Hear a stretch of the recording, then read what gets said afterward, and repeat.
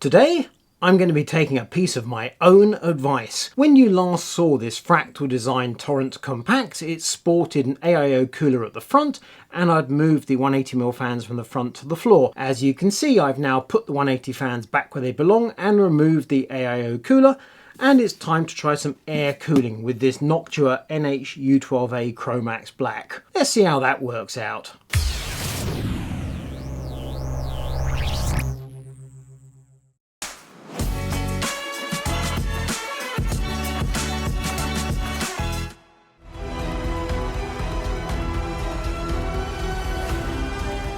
The hardware inside the PC is pretty much identical to my original review of the Torrent Compact, apart from the CPU cooler obviously. Motherboard is an MSI Mag B550M Mortar. We have 32GB of Patriot Viper RGB DDR4 3200. Processor AMD Ryzen 5600X, and the graphics card Sapphire RX 6800XT 16GB. Cooling the hardware wasn't an issue in the original review. Changing the fan speed quite dramatically made no difference to the CPU or the GPU. We don't have an issue with airflow inside this case. It's more about convenience, aesthetics, noise levels, and also cable clutter.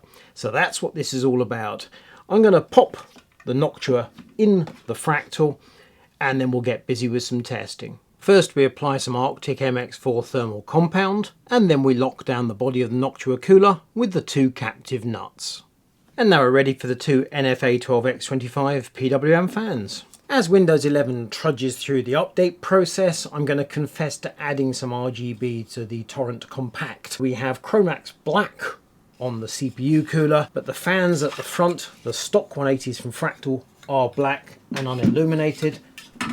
I've replaced them with the accessory RGB PWM fans that I looked at when I did the original Torrent review. So RGB at the front, RGB in the case, CPU cooler is black. Because not showing RGB through that front panel, it's something of a crime. I love that aspect of the various Torrent cases. We need to do some groundwork before we can discuss test results. In my original review of the Torrent with the Ryzen 55600X and the RX 6800XT graphics card, I was reporting temperatures as read at 21 degrees ambient. CPU is 61 or 62 depending on fan speed, GPU 77 or 78. The ambient today is slightly different, so we need to adjust these to delta temperatures. And then we can ditch the figures of the fans at 75% or 100% because if the temperatures don't change, then common sense says we stick with the slowest fan speed and the quietest operating noise. Our first test with the Noctua NH-U12A with the two 120mm fans running at 1000 RPM, i.e. 50%, and the two 180mm case fans at 800 RPM sounded like this. And CPU temperature actually dropped by 3 degrees versus the AIO cooler.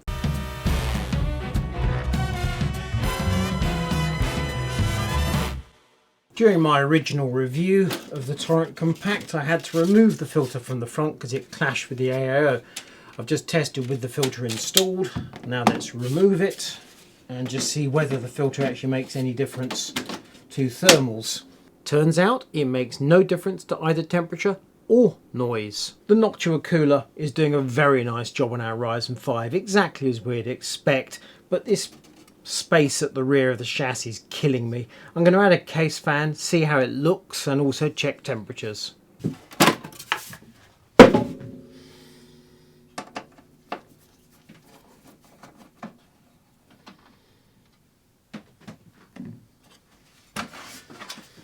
The biggest problem with this case continues to be space around the rear.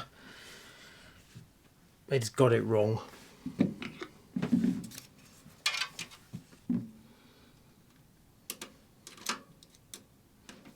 So we install a third Noctua fan at the rear of the case of the same type as supplied with the CPU cooler, and we run that fan at 1000 RPM, which sounds like this. And the result is a CPU temperature drop of 1 degree. In the great scheme of things, changing from an AIO to an air cooler has made very little difference, but the temperature has gone in the correct direction. We're not talking here huge changes by any stretch of the imagination, but it's crystal clear. The Noctua air cooler, it works brilliantly well. What's my takeaway from this brief revisit of the Fractal Design Torrent Compact? My views from the original review haven't changed one iota. It's a decent case, has good airflow, interesting styling. The front panel of the Torrents Varus I like a great deal, and frankly it requires some RGB to make it work properly. But the Achilles heel of this case is cable management space around this side is lacking. I said that in the original review and I stick to that. Was I incorrect to review this case with an all-in-one liquid cooler? I'm going to say no. Just as with the original Torrent, I first did it with a custom loop and then I revisited it and changed the cooling system. The reason I tackled that review in the way I did is not necessarily because I think the correct way to build a PC in this case is with an AIO in the front of the case and the fans in the floor. It's because Fractal's reviewer's guides, which are incredibly good documents, give you all manner of options and also make a few claims, and I wanted to put those to the test. If you look at their reviewer's guide, for example, one of the features of this case is good cable management, and it's just not true.